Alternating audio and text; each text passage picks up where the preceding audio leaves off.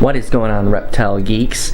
Today's video, I want to actually share with you guys literally what has been America's most popular pet snake for decades, everybody, ball pythons. So I'm going to go ahead and share the storyline of the first ball pythons introduced into the country till now, of what they have become now into the reptile hobby. So feel free to stick around.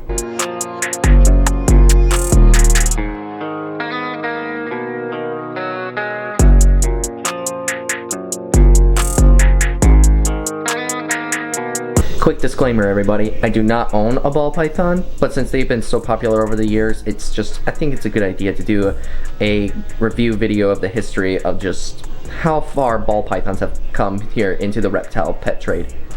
So let's go ahead and just continue on, everybody. Ball pythons have been in the reptile pet trade now for going as far back as like the late 70s. During the course of that time, between the 1970s and the 1980s, ball pythons were kind of scarce across the country because there was really nobody that was captive breeding them at the time, and many of them were being imported into the country out of Africa, so a lot of them were wild-caught animals, and I guess some of them that were wild-caught unfortunately didn't survive when they got imported. And that does happen frequently with wild-caught animals when you import them from another country, because the stress level on them is just too much, and unfortunately they do perish from that.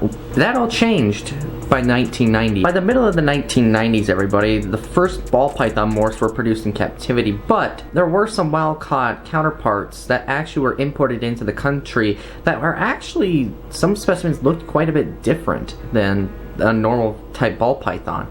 But after some time of them being bred in captivity, so many different morphs have been produced since, from the 90s to the present day here, and it has just been absolutely come a long way to blow up the reptile hobby. To tens of thousands of people all over the country have fallen in love with snakes and other reptiles. This is actually one of the first morphs, obviously, were the albinos and pastels, which literally is just one of the only few pieces of ball python morphs that are in the genes of captive breeding ball python. Now, the most popular ones are worth somewhere around tens of thousands of dollars, where the cheapest ball pythons, like a normal ball python, can go as cheap as about $40 a piece. Now, when I actually went to the Tinley Park Reptile Show earlier this year, there were hundreds of different ball python morphs for sale there. It was just absolutely mind-blowing to see them all in different color patterns, morphs, and also their prices were completely different as well. So it was just so cool to actually get the opportunity to visit one of the biggest reptile shows in the entire country,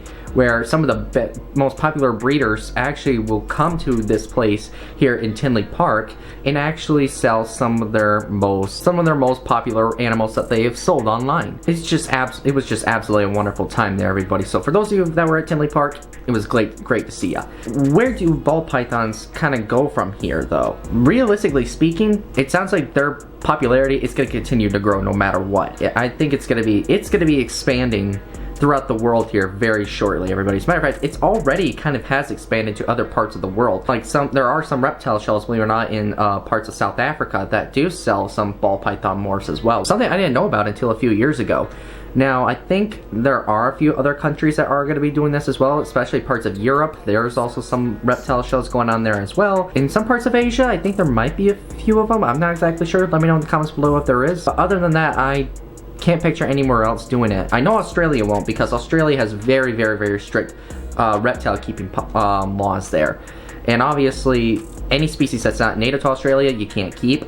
So that's kind of a bummer for those of you guys that live in Australia. I'm sorry to hear that. But it's just absolutely still awesome to see these animals.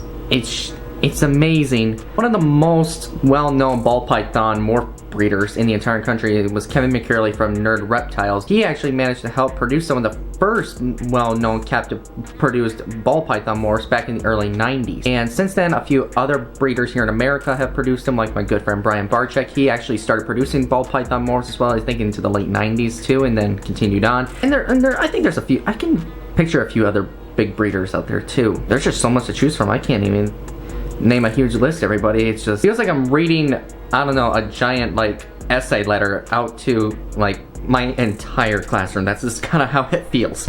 Another very popular reason of why ball pythons are super popular as well, it's actually because of their temperament. They're known to be pretty very, very docile snakes. They're not really the bitey type, and usually the reason they call them too as ball pythons is because in the wild, they usually curl up into a ball and hide their head as a defense mechanism so the predators don't try to find their head. That's another example of why ball pythons are super popular as pets. They're very docile. Even when provoked, they rarely try to bite you guys, which is just something really cool. And really, if you guys really want to get a python that's not so bitey, ball pythons are probably the best choice to get. And unlike many different species of pythons, everybody, ball pythons are actually stay kind of a bit smaller, on the smaller side of many pet snake species. And the average size for an adult ball python is about 4 foot long. So it's not very big either, everybody, which is kind of nice. They're kind of a short, but more of a, they may be short, but they're known to be kind of a bit of a more chubby species. But they're just so docile that literally they could tolerate just about almost anything you do to them, realistically. Almost kind of like a cat that's so lazy in a way, but I don't know. There's just something cool about ball pythons. I've seen so many. You guys can literally go on YouTube or like on TikTok, and you guys can search up some funny videos of people owning a pet ball python. There's just hundreds of videos that I've seen countless times before. I mean, come on. I mean, I'm sure you guys have seen some of those video clips too, right? And also, by the way, everybody, the minimum size enclosure if you want to get a ball python, the minimum size enclosure, a 40-gallon terrarium, because ball pythons, like I said, they can get about 4 foot long, but they actually are known to be pretty stocky animals. Put a baby ball python in a 20-gallon tank, that's fine, but once it gets towards to mature size, definitely gotta upgrade it, because ball pythons do need some room to move around in, everybody. And it doesn't hurt to also add a few decorations too, like a tree branch or something, because sometimes ball pythons will climb as well, even though some people say they don't climb in the wild. But in captivity though, there's been videos of them actually climbing up objects in their enclosures, or whether if they are roaming around outside of their enclosure too. Really, yeah, enclosure size for any pet reptile is so important, everybody.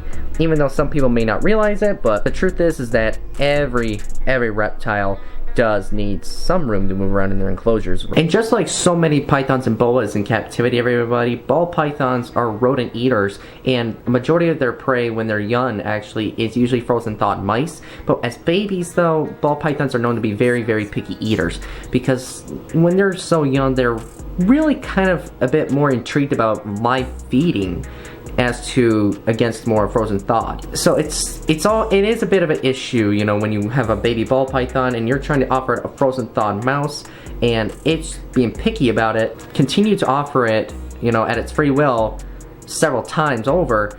Eventually I guess it doesn't hurt to try and offer it a live meal, but it's a good idea though, and offer it more frozen thawed, because the animal will eventually get used to transitioning over to frozen thawed. For baby ball pythons that are very picky, maybe it's not a bad idea to try and assist feed them. But before you guys ever try that, make sure you guys go on YouTube and search up the topics of assist feeding your pet snake before you try guys doing that, because something could go really wrong if you guys don't do that. Because when I've had to assist feed a few of my snakes before, but before I ever did that, I did watch some educational videos about it before I proceeded them. So for those of you guys that are just getting your first pet snake and are having difficulties offering it food, make sure you guys actually do your homework online before you ever proceed some of these options here, because normally these kind of recommendations are usually a last resort. Really, ball pythons in general, they're still amazing animals to take care of though. And like I said, for babies, they'll be picky, but as they grow though, it really doesn't become much of an issue afterward. And with that, everybody, I'm going to go ahead and wrap this video up here. But before I conclude this video, everybody, let me know in the comments below what your favorite ball python morph in the reptile hobby is. Personally, my personal favorite, I think, would have to be the blue-eyed leucistic ball python. I mean, who could not think a pure white snake with blue eyes think it's beautiful? Who couldn't think of that, right? I mean, I think it's absolutely gorgeous. It literally kind of just absolutely, I just can't express it enough. It's just beautiful. That's all I can say. Absolutely beautiful. But with that, feel free to share your guys' morph thoughts in the comments down below. And like I said, everybody, I'll see you guys next time.